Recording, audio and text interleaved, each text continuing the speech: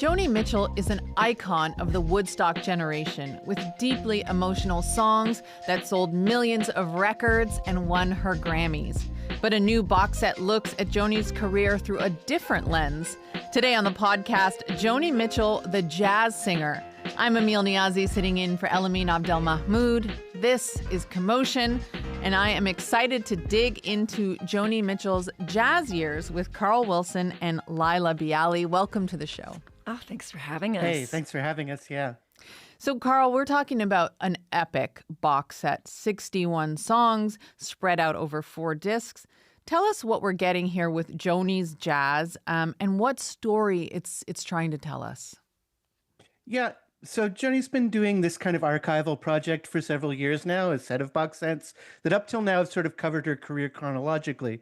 But this one is kind of more like Joni's made us a mixtape or a playlist to try and make an argument about her story. And what it really wants to do is change the narrative that we kind of have around her career, which is that, she was a beloved folk and rock singer, and then in the 70s she kind of went jazz the way that Dylan went electric. Yeah. And in some kind of ways alienated people the same way that move is said to do. And she's trying to tell a story that says, look, there was never this stark division, that jazz was part of her sound all along, from the time when she was, a beatnik in the coffee houses of Alberta and Toronto and New York, through her whole career, and that was always part of her singing, and saying that if you take a step back and look at her work as a whole, it's all of a piece, and those influences were always part of what she was doing. Well, let's hear one of those 61 songs from the box set. Like magazines fading in dusty gray attics, and sailors make a dream back to summer, and he tells her. That is the song Marcy, featured on that new box set, Joni's Jazz. So beautiful. Her voice just takes you away every time. Now, that is one of the oldest songs featured on this collection, and it dates all the way back to Joni's debut album, Song to a Seagull, from 1968, back when she was still very much considered, as Carl mentioned, a folk singer. Laila, it's funny, I sort of always knew of Joni as a jazzier type of musician, and that's also kind of how you discovered her music. Where do you hear the jazz in a song like that as a jazz singer? It's a great question, because as I was listening through the 61 songs on this box set, that to me, Marcy, from Song to a Seagull, was the first kind of outlier. I had to lean in and go like, where's the jazz in this? And as the song goes on, as you continue listening, you can hear that her approach to harmony, even then, was a little more expansive than your typical folk singer. There's we call it a sharp 4, just for some insider jazz language, da da da. And so immediately you go, okay, I hear something a little different there. And the other thing that I discovered as I did some more digging on that tune in particular, because for me it was a curiosity, is that she wrote it about a friend she met in Canada. She was in London at the time, supposed to write something about London, and ended up finding herself in New York City because Marcy had spent some time in New York as well, very close to Joni in geographical proximity. And so it's ultimately a song about New York. She talks about a yellow cab, and it had a different title to start, Portrait in, I think it was Red and Green or something, which to me is a nod to a famous song, Blue and Green, that preceded it. And it showed you that Joni was steeped in jazz. One of her favorite early records was a 1959 Lambert, Hendricks, and Ross album. She knew it note for note. And so I can see that there would have been no avoiding some of those influences showing up even in her very folky repertoire, which in my view includes Marcy. I mean, you're like a box set right here. It's amazing that you just dropped so much knowledge on us. Well, that jazz influence really did start to come through in Joni's work from 1975 and onward. Let's have a listen to this. I'm traveling in some vehicle. I'm sitting in some cafe. I a defector from the petty wars until love. So that's a live version of Mitchell's 1976 track. Kajira, I think a lot of people are familiar with that, but it's on this jazz set, this box set. Carl, what was going on in this moment in Joni's career in the mid-70s that kind of took her down this jazzy path? Yeah, well, it really begins in earnest in the early 70s, sort of right after Blue, her big singer-songwriter album. And to some degree, as this box set argues, even on Blue, her songwriting was growing more and more open-ended and sophisticated. And, what Laila was talking about in terms of the complexity of the harmonies, that was growing and growing. And she was writing songs that didn't conform to typical song structures. And basically what happened is that the people from the rock scene, the people she was hanging out with from, sort of the Crosby, Stills, and Nash kind of universe, those musicians couldn't play that material. Like, people couldn't keep up with her in the studio. And so really naturally, she turned to people who could, who were people in the LA jazz scene. And at the same time, it was a period in the early 70s when jazz rock fusion was a really rising thing. So she wasn't that out of step in making that turn. There's a long chapter about this in Ann Power's book, Traveling, from last year, which sort of gets into the whole jazz fusion scene of it all. But I also think she was looking for a direction to go that was different than either the sort of prog and arena rock direction that rock was going in the mid-70s, that the boys were doing, right? Or else the sort of easy listening singer-songwriter thing, which was also not somewhere she wanted to go. So she wanted something that suited this kind of broader, more painterly vision that she had. Bjork, who was a big devotee of Hijira and Don Juan's Restless Daughter, said that she thought this music sounded more like Joni was coming into her own, and that it was a more womanly world than the folk music had been, which was sort of more constrained. There was something kind of broad and different and kind of inventing her own kind of music at this point. That's such a cool way of putting it. And like you mentioned, Carl, she wasn't just, dabbling in this form. She was surrounding herself with the heavy hitters, people like Herbie Hancock, Wayne Shorter, and Charles Mingus, who composed the music for this album right before his death in 1979. Manhattan holds me to a chair in the sky with the bird in my ears and boats in. So it's a long way, obviously, from Big Yellow Taxi. That's A Chair in the Sky, which originally appeared on Joni's 1979 album Mingus. So, Laila, how was she, this giant from the folk world, able to integrate so well with these giants of jazz? And, what do you think they saw in her as a musician? Well, she really came by it honestly. As Carl mentioned, she was going out and checking out jazz and trying to find musicians who could hang with the type of music she was beginning to envision. More openness, more interaction, collaboration, etc. And so Court and Spark really brought in this new era, working with John Guerin and Larry Carlton, jazz musicians, who she'd heard at the Baked Potato in L.A., a jazz club. And fast forward to Mingus, well, he heard Joni. So he heard Paprika Plains off of Don Juan's Reckless Daughter, a 16-minute long track. It's a four-sided, well, 2 LPs, 2 sides to each, obviously. And so Paprika Plains occupies one side, and it's epic.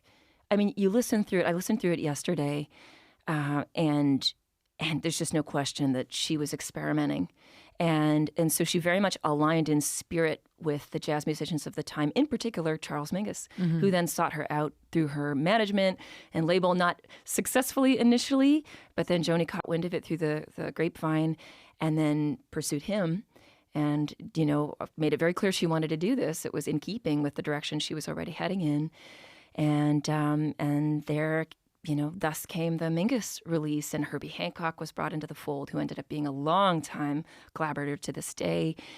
And in that song in particular, you really hear the jazz harmony and instrumentation, the Rhodes, and on other tracks on that record, there's a horn section. They experimented, did some demo sessions in New York City, so she was in New York with the jazz musicians there, and then in LA, kind of the 2 big jazz scenes at the time. So she was very much in the music, in the scene. We obviously can't talk about this period of Joni's life without mentioning the cover of Don Juan's Reckless Daughter, that 1977 album. This is Joni's foray into character work, we'll call it. She appeared on the cover as her alter ego, Art Nouveau. She's in blackface, and she's talked about, embodying this character of a black man. Joni Mitchell's biographer, Ann Powers, talked about it on this podcast last year. And it's worth noting that the streaming services that have this part of the album have replaced it with, just some generic cover work. Carl, how does this history, and does it at all, change how you listen to her music now? Well, I mean, I think, first of all, it's just a reminder that Joni, like a lot of our male musical heroes, was a flawed person. And particularly, a willful and arrogant at times artist who really didn't think there was anything that she couldn't claim as her own. And I think also, we think of her in retrospect as kind of a feminist hero, but at the time, she didn't want to be identified that way. I think Joni just didn't want to be part of anybody else's club. And so I think this idea of having the soul of a black man, as she said at one point, but just identifying with black struggles in that way was a way of expressing her alienation and outsiderness in a way that she could feel was more original. And maybe because she was working with black musicians so much at this time, she felt like that gave her some kind of license. But you just have to remember that the early 70s was a really weird time. And, it was after the upheavals of the 60s, and a lot of things had kind of been thrown into social confusion. The white kids were like bombing buildings in the name of solidarity with the Black Panthers and the Viet Cong. And, John and Yoko and Patti Smith were making songs that threw the N-word around as kind of a sign of political radicalism. So, Joni took it to particular extremes that she did, but it wasn't that out of step with a lot was happening. And I think looking back, 60 years later, 50 years later, white people now shouldn't be so confident that we would have known better at the time. Well, it's interesting, though, that she's never really apologized for it or backed down from it. Yeah, Joni doesn't apologize. Fair enough. Rightly said. Laila, as you take in all the music on this box set, just talk to me quickly about kind of what stands out for you the most across this epic 61-song journey. Oh, my goodness. Well, what stands out to me is what she herself said when asked to name her favorite project. Most artists would not name a compilation, which this is, but I think she's done that because, again, jazz is at the core of who she is, and you get to hear it and experience it in so many different ways across decades of brilliant, brilliant body of work. And the very last song, because I finished listening through the almost 5 hours of music last night over 2 days, is from her 2007 release, Shine. It's the song If. And once again, you see this convergence of her lyrics, the storytelling, some call and response. And again, really, for me, fundamentally, the spirit of where she's coming from, which so beautifully aligns with jazz, that just reminds us all that, she is in the club, for lack of a better way of putting it, although I know she doesn't love to be in clubs, as Carl said. But no, she really is a jazz musician at heart. And I think everybody, especially jazz musicians, see it. I love that. And I love just having both of your extensive knowledge on this subject. Really appreciate you taking the time with us today. Thanks for having us on the show. Well, thanks so much. Yeah. Carl Wilson is a music critic for Slate and publishes the Substack newsletter Critic. That's Critic with 2 R's. He is in Toronto. And Laila Biali is a jazz singer and the host of CBC Music's Saturday Night Jazz. She was in the studio with us as well. And she'll be launching her new project, Dreamland, the Canadian Songbook Reimagined, at the Tabone Academy of Music in Hamilton on September 27th and the Old Mill Jazz Lounge in Toronto on October 3rd. Thank you so much. Thank you.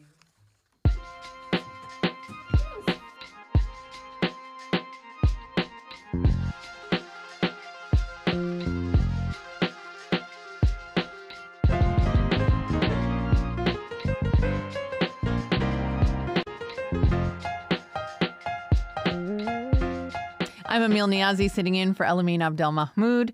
This is Commotion. Roy Jones Jr. Was the youngest athlete on the U.S. boxing team at the 1988 Summer Olympics in Seoul. A lot of people believe he should have left those Olympics with a gold medal in his match with South Korean boxer Bak Si-hun. But the fact that he didn't is still considered to be one of the biggest judging controversies in Olympic history. The International Olympic Committee stood by its decision, but Roy Jones Jr. recently posted on Instagram that Pak traveled all the way from South Korea to Florida to give Jones Jr. his gold medal about 2 years ago. It's quite the story, and Morgan Campbell is here to tell us all about it. Welcome back to Commotion, Morgan. Always great to be here. So let's start with that gold medal title boxing match in 1988. Roy Jones building up a tremendous lead and should be 15 seconds away from the gold. Count it down. We're down at 10 seconds. Roy Jones seeking to become the third American to come away with a gold medal. Final seconds of the bout. Referee Aldo Leone breaks the boxers, and that will do it. It is all over. Roy Jones and Park Si-hun will be back with the decision. Okay, so that's right at the end of the match there where they declare Bak Si-hun the winner of the gold. What happened in that ring, Morgan? So what happens in the ring is that Roy Jones takes Park Si-hun to school. And if you go back and look at the punch stats, Roy Jones lands 86 punches. Park Si-hun lands 32 punches.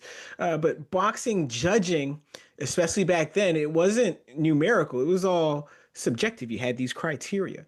And even by any subjective measure, by any qualitative measure, Roy Jones wins that fight. He fights the better fight. But here's the thing about boxing is that it historically has been full of corruption. It's the sport because the judging criteria were completely subjective, and because it's the one sport where you don't know the score until the very end. It's really easy to manipulate the results. Now, some context. Park Si-hun was from Korea, and this Olympic Games 1988 was in Seoul, Korea. So to the extent that there's a home field bias for the judges, it's there.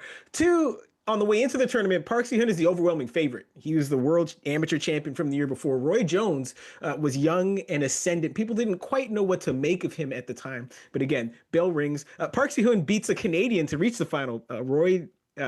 Ray Downey Jr. of Halifax was the bronze medalist that year. He loses the semi to Park Si-hun. They meet in the final, Roy Jones and Park Si-hun.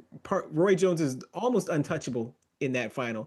And so this was one of these, in boxing, you have close decisions, you have debatable decisions, you have bad decisions, and you have outright robberies. Mm-hmm. This one here was an outright robbery.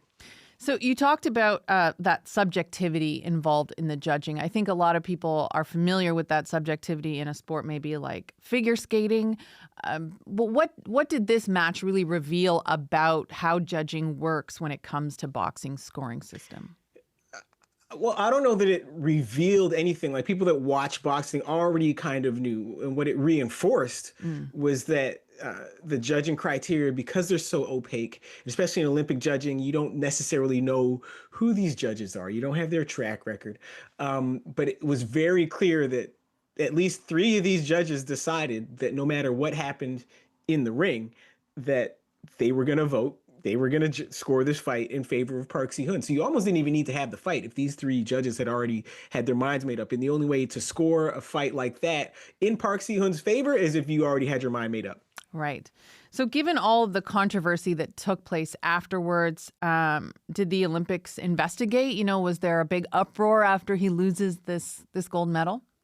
Couple things happened. Yes, the IOC investigated, and this investigation took probably 11 years. And then they decided that nothing unusual had happened. Because again, boxing, you do get bad decisions that aren't necessarily corrupt. And it often is very difficult to distinguish a bad decision from a corrupt one. And like actual corrupt decisions where someone goes and pays the judge, those are exceedingly rare, but bad decisions happen. But the point is, the 1988 Olympics, 2 big changes that came in sport because of the 1988 Olympics. One, there was Ben Johnson's positive test, which sort of ushered in the era of 24/7, 365 drug testing, or at least the availability for drug testing for these athletes.